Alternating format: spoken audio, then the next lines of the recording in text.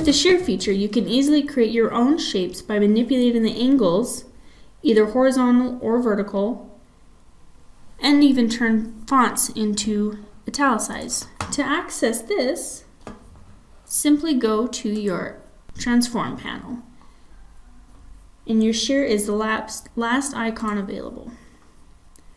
You can adjust by specific degrees with the horizontal or vertical shear by simply selecting the image you wish to shear, and it will do it according to those degrees. If you wish to customize it, simply drag the toggle below. You can also show the shear handles. This will also allow you to make more precision adjustments to your liking. And that's how you use the shearing tool.